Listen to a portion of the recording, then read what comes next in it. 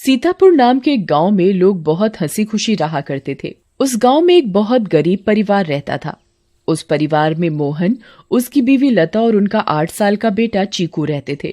मोहन को पीने की बहुत बुरी आदत थी। वो सुबह शाम बस शराब पीता और जुआ खेलता रहता था। मोहन की एक छोटी सी किराने की दुकान थी।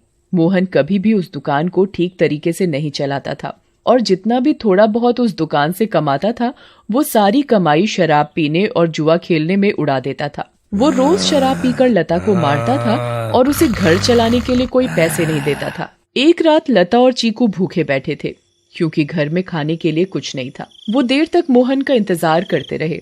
अचानक दरवाजे पर खटखटाने की आवाज आती है। माँ, लगता है पापा आ गए। वो जरूर हमारे लिए कुछ खाने को लाए होंगे। हाँ बेटा, अब हम सब मिलकर पेट भरकर खाना खाएंगे। लता जल्दी से दरवाजा खोलने जाती है। जैसे ही वो दरवाजा खोलती है तो देखती है कि मोहन के दोस्त मोहन को पकड़कर खड़े हैं और मोहन नशे की हालत में है। अरे भैया, इतनी रात को आप लोग? अरे भाभी जी, क्या बताएं, आज तो मोहन ने हद ही कर दी। इतनी शराब पी रखी थी कि इसे इतना भी होश नहीं था कि ये कहाँ पड़ा है। हम इसे चौराहे पर से उठा कर लाए हैं।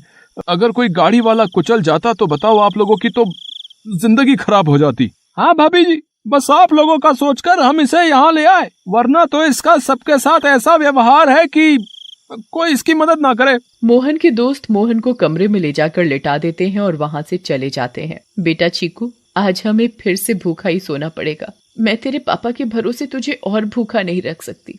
अब मुझे ही कुछ काम करना पड़ेगा। तू बस आज थोड़ी सी भूख बर्दाश्त कर ले। ठीक है माँ। चीकू और लता दूसरे कमरे में सोने चले जाते हैं। तभी मोहन नींद में बड़बड़ाने लगता है। थोड़ी देर बाद मोहन को होश आता है और वो खुद को अपने घर में पाता है। अरे ओ लता, कहाँ मर गई? मुझे बहुत तेज भूख लगी है। चल जल्दी से मेरे लिए खाना लेकर आ। लता बहुत गहरी नींद में सोई हुई होती है और उसे मोहन की आवाज सुनाई नहीं देती।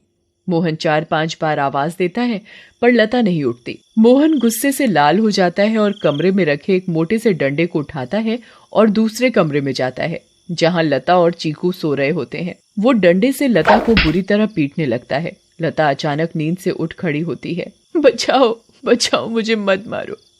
मैंने क्या किया? मेरी क्या गलती है जो आप मुझे ऐसे बुरी तरह मार रहे हो?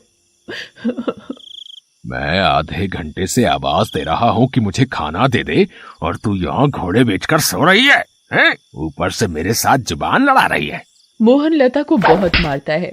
आवाज सुनकर चीकू भी नींद से उठ जाता है। वो अपनी माँ को बचाने की बहुत कोशिश करता है पर मोहन किसी की नहीं सुनता और लता को बहुत मारता है। अगली सुबह जब लता उठती है तो उसे बाहर कुछ शोर सुनाई देता है। वो बाहर जाकर देखती है तो लोगों की भीड़ लगी होती है। लता पास जाती है और पूछती है, क्या हुआ रजनी भाभी? अरे तुम्हें नहीं पता क्या? क्या नहीं पता, बताओ क्या हुआ? यही कि चंपा के पति को कल रात एक चुड़ैल उठाकर ले गई। क्या? ये कैसी बातें कर रही हो भाभी आप? चुड़ैल वुड़ैल कुछ नहीं होता। आप भी किसी की बातों पर यकीन कर रहे हो। यकीन कैसे ना हो बहन, मैंने खुद अपनी आंखों से उस भयानक चुड़ैल को देखा है। उसके लंबे बाल, लंबे लंबे नाखून और दांत, उसकी लाल आंखें और डरावना चेहरा मैं कभी नहीं भूल सकती। जब मैं आधी रात को पानी पीने के लिए उठी तो थोड़ी ठंडक लेने के लिए खिड़की पर खड़ी हो गई थी और तभी मैंने देखा कि एक चुड़ैल चंपा के पति को हवा में उड़ाकर ले जा रही है। ऐसी बात है तो हमें संभल कर रहना होगा और शाम होते ही अपने घर के खिड़की दरवाजे बंद करने होंगे। अब बिल्कुल सही कहा लता भाभी आपने। सब अपने घर चले जाते हैं।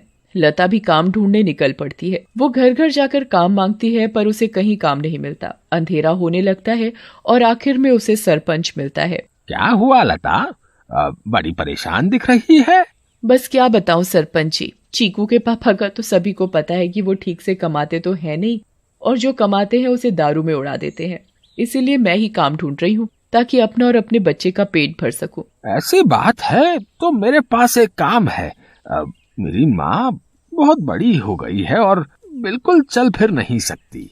मैं उनकी देखभाल के लिए किसी को देख रहा था, पर अगर तुम चाहो तो तुम ये काम कर सकती हो। मैं तुम्हें महीने के 2000 रुपए दूंगा। आपका बहुत बहुत धन्यवाद। बस एक दिक्कत है कि तुम्हें देर रात तक रुकना होगा, जब तक कि वो सो नहीं जाती। मुझे मंजूर है सरपंच जी। ये लो फिर 500 रुपए और कल से आ जाना। लता खुशी खुशी घर जाती है और ये बात चीकू को बताती है। दोनों बहुत खुश हो जाते हैं।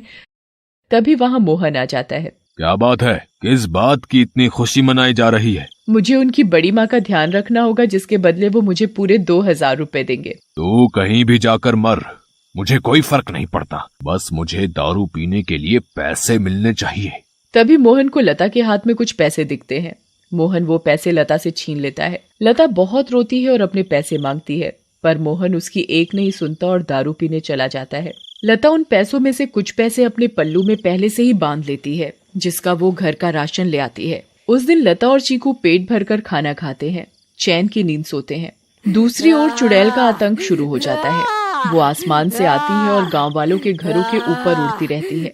वो कभी किसी के घर के ऊपर तो कभी किसी और के घर के ऊपर अपने शिकार की तलाश में उड़ती रहती है। अब मैं अपना शिकार करूंगी। किसको लेकर जाऊं आज अपने साथ? किसको? बहुत देर तक चुड़ैल को कोई दिखाई नहीं देता। लगता है इस गांव के आदमी बहुत चालाक हो गए। अब इन्होंने रात को निकलना ही बंद कर दिया। अगर ऐसा रहा तो मैं अपना शिकार कैसे करूंगी? किसको लेकर जाऊं अपने साथ? किसको लेकर जाऊंगी अपने साथ? तभी भोला रात को घर के बाहर आता है और रस्सी पर सूख रहे कपड़े उतार कर इकट्ठे करने लगता है। चुड़ैल की नजर भोला पर पड़ती है। मिल गया मेरा शिकार। चुड़ैल भोला पर हमला करती है। वो उसे एक हाथ से पकड़ती है और अपने साथ हवा में उड़ाकर ले जाती है। बचाओ बचाओ, मुझे छोड़ दो, जाने दो मुझे। तू तो मेरा आज का शिकार है, ऐसे कैसे छोड़ दूं? तभी भोला की बीवी बाहर भोला को देखने आती है। उसे भोला घर के बाहर कहीं नहीं दिखता, पर फिर उसकी नजर ऊपर जाती है और वो देखती है कि चुड़ैल उसके पति को लेकर जा रही है। रेखा ये सब देखकर बेहोश ही हो जाती है और सुबह जाकर उसे होश आता है। होश आते ही वो अपने पति को हर तरफ ढूंढने लगती है, पर वो कहीं नहीं मिलता। वो यहाँ वहां पागलों की तरह भागती है और चिल्ला रही है। तभी गांव के लोग इकट्ठे हो जाते हैं। क्या हुआ रेखा भाभी? अगली सुबह जब लता उठती है तो उसे फिर से घर के बाहर कुछ लोगों का शोर सुनाई देता है।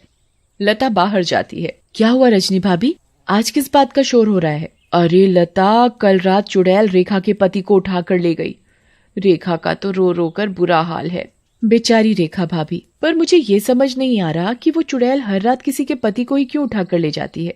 सही कहा लता भाभी, हमें इस बात का जल्द से जल्द पता लगाना होगा। सभी लोग मिलकर एक तांत्रिक के पास जाते हैं और सारी बात बताते हैं।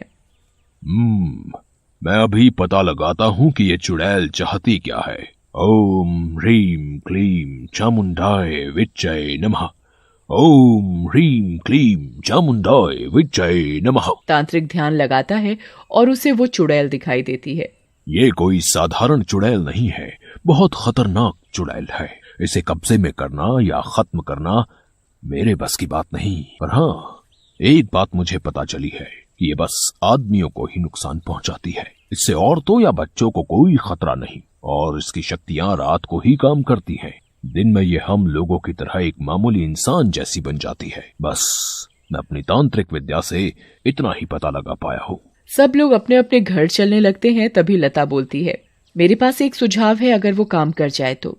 वैसे आप लोग मेरी बात सुनकर हंसेंगे, पर इसके अलावा कोई और तरीका नहीं दिख रहा इस चुड़ैल से बचने का। भाभी आप बताओ तो सही, पता चला अगला नंबर मेरा ही है। मैं अभी मरना नहीं चाहता। अंधेरा होने के बाद अगर सभी आदमी औरतों का भेष बनाकर रहे तो वो चुड़ैल किसी भी आदमी को औरत समझकर नहीं लेकर जाएगी। लता की बात सुनकर सब हंसने लगते हैं, पर बाद में सबको लता का ये सुझाव सही लगता है और सब अपने अपने घर चले जाते हैं। लता भी अपने घर चली जाती है। वो मैं कह रही थी कि गांव में चुड़ैल का आतंक बहुत बढ़ रहा है। वो हर रात एक आदमी को ले जाती है। तो गांव वालों ने तय किया कि सब आदमी अंधेरा होते ही औरतों के कपड़े पहन लेंगे ताकि वो चुड़ैल उन्हें औरत समझकर छोड़ दे। तेरा दिमाग तो ठिकाने है या पागल हो गई है? कोई बेवकूफी होगा जो ऐसा करेगा। मोहन लता की एक नहीं सुनता और चला जाता है। लता भी सरपंच के घर उनकी माँ की देखभाल के लिए चली जाती है। लता का पूरा दिन बहुत अच्छे से निकलता है। फिर रात हो जाती है और लता अपने घर के लिए निकल पड़ती है। दूसरी ओर गांव के सभी आदमी अंधेरा होते ही औरतों का भेष बना लेते हैं। लता जब अपने घर वापस जा रही होती है तो उसे आसमान से चुड़ैल आती दिखती है। लता बहुत डर जाती है और पेड़ के पीछे छुप जाती है।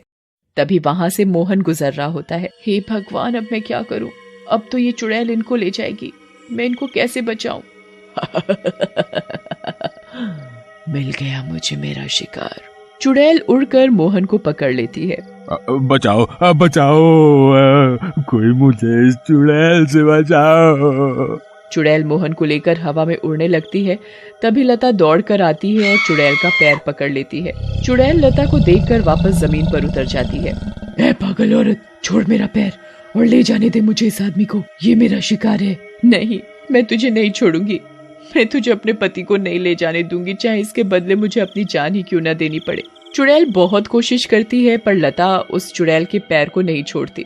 छोड़ मेरा पैर, मेरी पायल टूट जाएगी, दूर रह मेरी पायल से, मेरी पायल मेरी जान है। इस चुड़ैल को आखिर इतना क्यों प्यार है इस मामूली सी पायल से, और ये ऐसे क्यों बोल रही है? कहीं इस पायल में ही तो इसकी जान नहीं। मुझे इस पायल को तोड़ देना चाहिए। लता उस पायल को तोड़ देती है। चुड़ैल आग में जलने लगती है। ये तूने क्या किया? मेरी पायल में ही मेरी जान थी और तूने वही तोड़ दी। चुड़ैल उस आग में खत्म हो जाती है।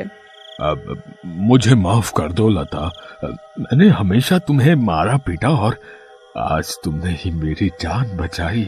उस दिन के बाद से मोहन बदल जाता है। वो अच्छे से काम करता है और अपने परिवार का ध्यान रखता है और कभी शराब नहीं पीता। गांव वालों को भी उस चुड़ैल से हमेशा के लिए छुटकारा मिल जाता है और सब हंसी खुशी रहने लगते हैं।